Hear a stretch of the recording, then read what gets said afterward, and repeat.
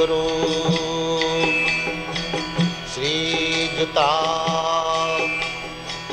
Padakamalang. Hare Krishna, welcome to our channel Bhagavad-gita. Here it is, because we have it, Bhagavad-gita as it is, translation and commentary by His Divine Grace A.C. Bhaktivedanta Swami Prabhupada, and my name is Labanga Latika. We have just entered chapter 9, the most confidential knowledge. So now Krishna thinks we're prepared. We've gone through the first chapter, an introduction, which I kind of skipped. I just took it very shortly.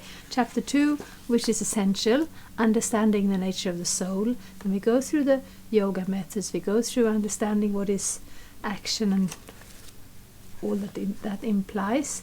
And then we had chapter 7,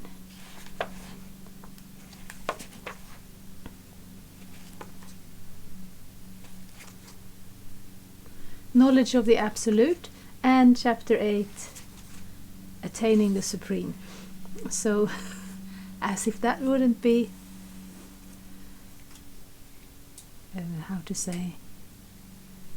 enough, here we have the most confidential knowledge. So Krishna did speak. We read the first verse, how Krishna says to Arjuna, because, my dear Arjuna, because you're never envious of me, I shall impart to you this most confidential knowledge and realization, knowing which you shall be relieved of the miseries of material existence.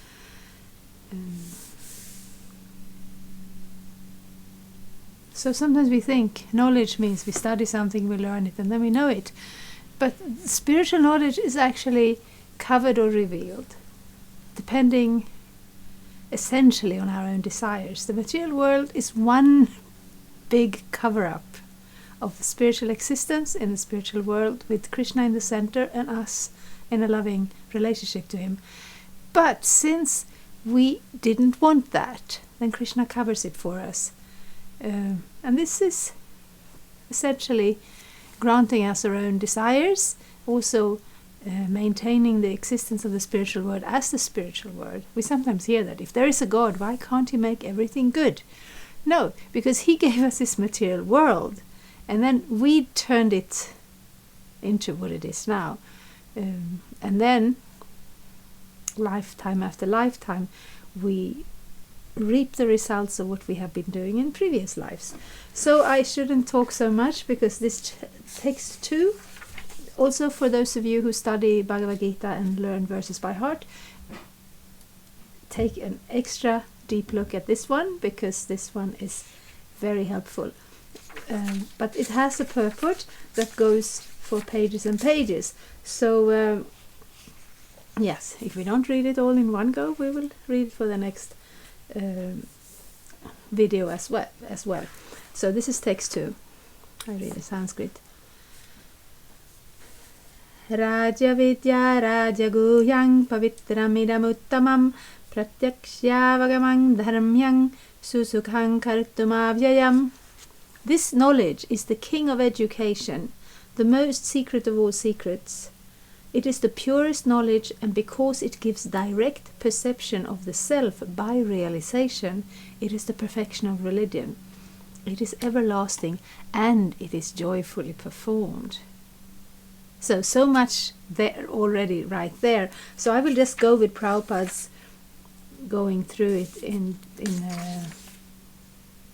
this order that is there in our Bhagavad-gita, and comment as I see fit as we continue through it. Purpose. This chapter of Bhagavad-gita is called the King of Education, because it is the essence of all doctrines and philosophies explained before.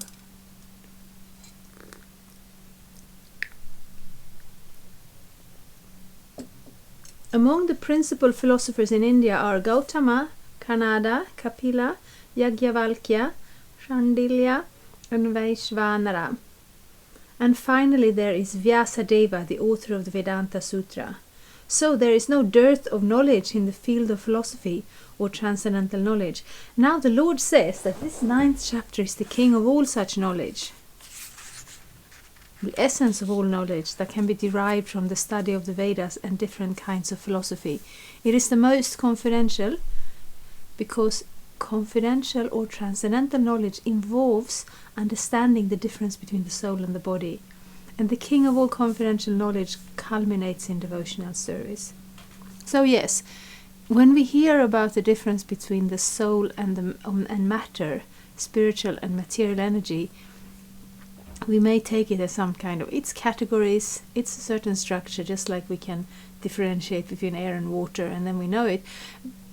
But spirit and matter isn't just that, because we are persons, we are real, and real spiritual realization doesn't just mean that the soul doesn't die but the body dies, we go on. It means, who are we? What is our nature? What is the existence in that pure spiritual place? And then there we cannot forget about Krishna. We cannot jump over Krishna, because he's really the center, and our relationship to him, which doesn't sound like philosophy.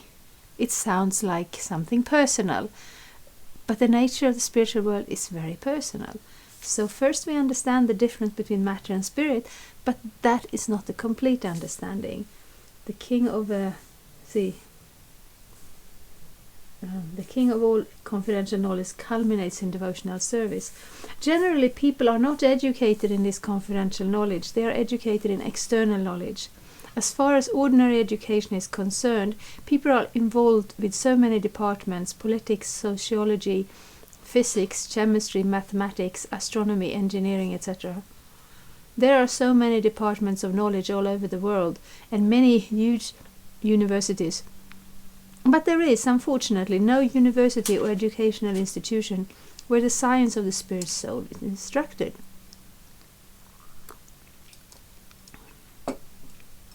Yet, the soul is the most important part of the body. Without the presence of the soul, the body has no value. Still, people are placing great stress on the bodily necessities of life, not caring for the vital soul. And I feel this has gone to an extreme. Wherever you see a discussion on political matters or society or so many things, religion is just shown in the worst light. Because religion, that's where spirituality and culture meets. And when persons take to religion without having a very deep realization of spiritual matters, that is such a funny sentence, but anyway, then they tend to cling to the externals, and they tend to create this disturbance. And then when these things are shown, then others tend to think religion is a problem. So the problem is not religion, the problem is the lack of realization, of a more deep and complete realization of spirituality, spiritual life. But if we get stuck on that level and reject religion out of hand, then we don't move on to the next stage. It's just like if we have children and we realize when they're very small, well, they cry and they don't know how to control passing their own urine, and they can't talk and they can't do anything. And if we then concluded the children are a problem, let's just throw them away. Of course, nobody would do that. In general, that doesn't happen. But if we had that incomplete understanding of what it means to be a child, and we thought, oh, children are a problem, let's get rid of them, then they would never grow into maturity. So the same thing with religion. If we don't accept religious principle as part of human life, then it will be very difficult to grow into a deeper, mature spirituality. And that's what we see. The Bhagavad-gita, especially from the second chapter on, stresses the importance of the soul. In the very beginning, the Lord says that this body is perishable and that the soul is not perishable. Antavanta ime deha nityasyokta sharirinaha. That is a confidential part of knowledge, simply knowing that the spirit soul is different from the body and that its nature is immutable, indestructible and eternal. But that gives no positive information about the soul. Sometimes people are under the impression that the soul is different from the body, and that when the body is finished or one is liberated from the body, the soul remains in a void and becomes impersonal. But actually that is not the fact. How can the soul, which is so active within this body, be inactive after being liberated from the body? It is always active. If it is eternal, then it is eternally active, and its activities in the spiritual kingdom are the most confidential part of spiritual knowledge. These activities of the spirit soul are therefore indicated here as constituting the king of all knowledge, the most confidential part of all knowledge. Yeah, I'm thinking I should speak, but I just really like hearing this from Prabhupada. I had this discussion once with my father. We went to India together, and we went to the temples, and he was seeing the Radha Krishna on the altar and says, oh, in religion there is also this sense of being two together. And I said, yes, but actually Krishna he's not only in a couple of two, he also has 16,108 wives. And then my father was a little bit surprised, and then I say, no, but if we take this materially, it looks very strange. But if you take it spiritually, that we are all, each and every one of us, we all have a very deep connection of a loving relationship to God. And that can manifest in different types of relationships. Krishna has parents, Krishna has friends, he plays with them. He has girlfriends. And it's not that there's one girlfriend and the others, they are on the outside. No. When you love Krishna from your heart, there is no separation. But then you first have to understand the nature of the soul and the nature of God. And if you don't, it will look like some immoral activities. And therefore, we don't recommend, the Shastras don't recommend, the teachers don't recommend that we get into just hearing about Krishna enjoying in those relationships. First, we have to have a very deep understanding of the philosophy. But understanding this is also part of the philosophy. So the soul is not just something like air. That's like the impersonal explanation. Like if you have a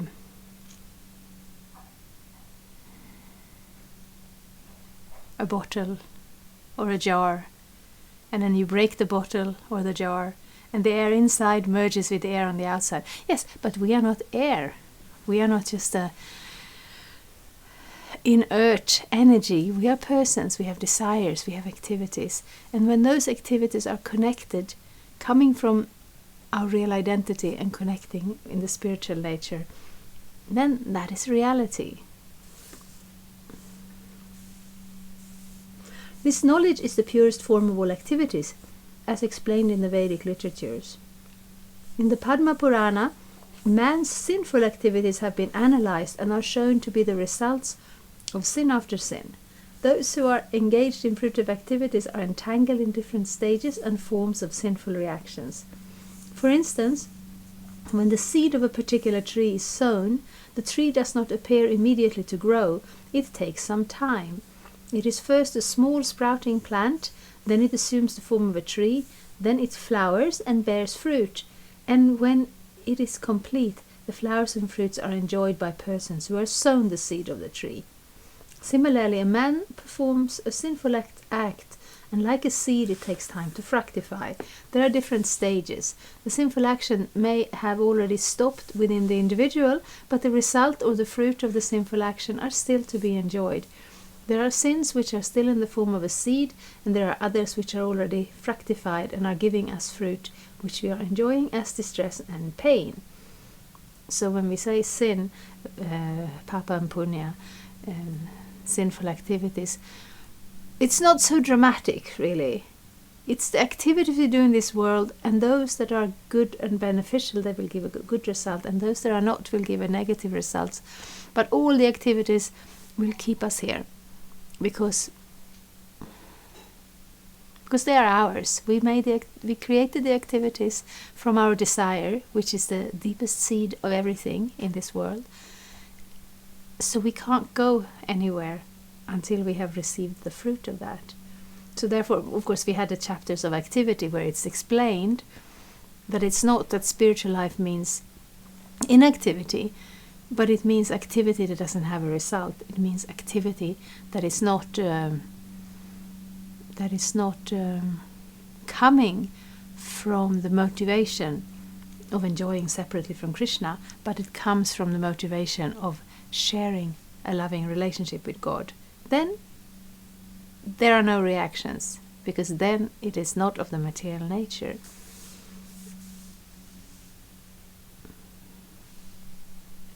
As explained in the 28th verse of the 7th chapter, a person who has completely ended the reactions of all sinful activities and who is fully engaged in pious activities, being freed from the duality of this material world, becomes engaged in devotional service to the Supreme Personality of Godhead Krishna. In other words, those who are actually engaged in devotional service to the Supreme Lord are already freed from all reactions. This statement is confirmed in the Padma Purana. Aprarabdha palang papang kutang bijang palon mukhan gramer neva praliyeta vishnu bhakti ratatmanam. For those who are engaged in the devotional service of the Supreme Personality of Godhead, all sinful reactions, whether fructified in the stalk or in the form of a seed, gradually vanish. Therefore, the purifying potency of devotional service is very strong, and is called Pavitram Uttamam, the purest. Uttama means transcendental. Tamas means this material world of darkness, and Uttama means that which is transcendental to material activities. Devotional activities are never to be considered material, although sometimes it appears that devotees are engaged just like ordinary men. One who can see and is familiar with devotional service will know that they are not material activities. They are all spiritual and devotional, uncontaminated by the material modes of nature. So there is a story from the Chaitanya Charitamrita, which is the life of Lord Chaitanya, who is Krishna, who appeared on this planet just 500 years ago. So it starts very philosophically. It can be a little difficult to get over that first threshold. But if you have the opportunity, please read it.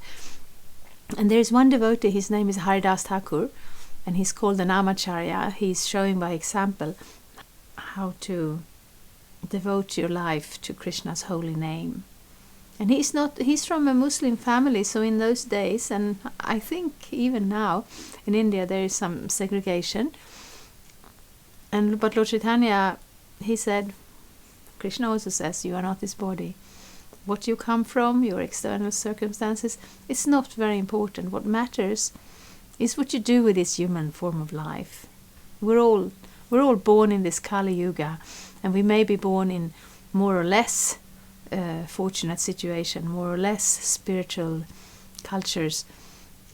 But what matters is what we do with it. So if we get the opportunity to take up devotional service, and Haridas Thakur, he certainly wasn't an ordinary person in any way.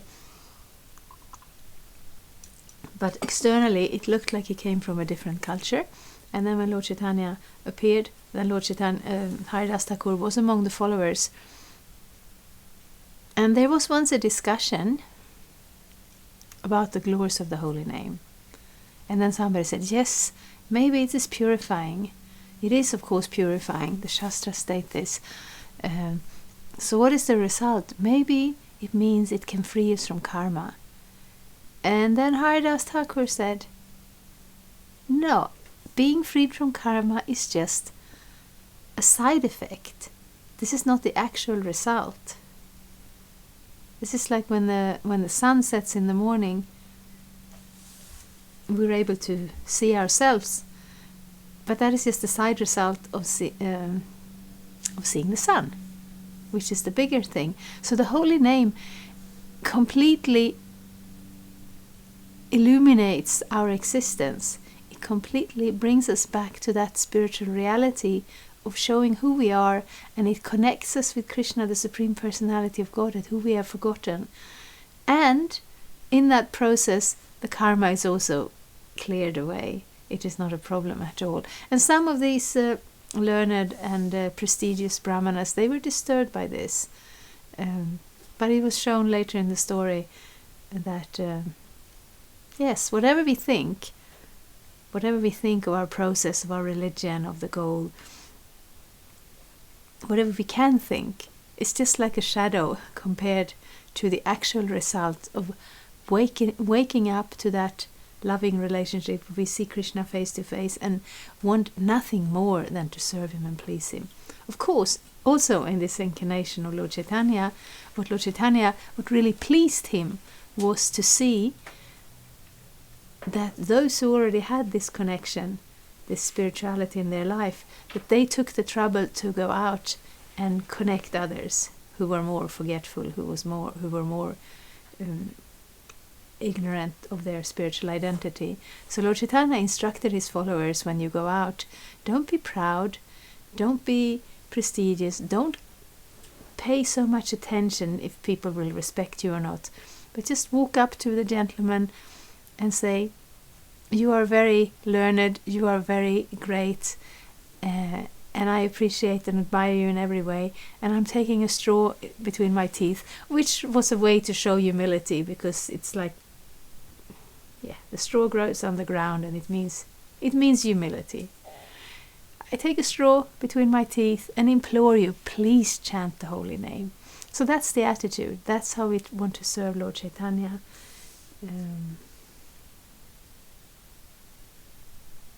And then Lord Chaitanya will invite us back into the spiritual world in that loving relationship to Krishna. So yes, this is too long to read in one go. Maybe it's too long to read in two goes. I don't know. I will end here and we will continue next time. Thank you so much. If you look in the little box below here, I have put links to all the chapters if you want to go back and see what we have produced before, because after all we're in the 9th chapter, so it's practically speaking half the Bhagavad-gita. Thank you so much. New videos up mostly every Tuesday and Friday. Hare Krishna. Thank you for watching. We aim for updates every Tuesday and Friday. Please come back. If you have any questions or comments, please leave them down there. We also have some links and information for you. And there is, of course, the subscribe button. Thank you. Hare Krishna. I'm a Hare Krishna, and I approve this message. Subscribe. Hare Krishna, Krishna Krishna, Hare Hare, Hare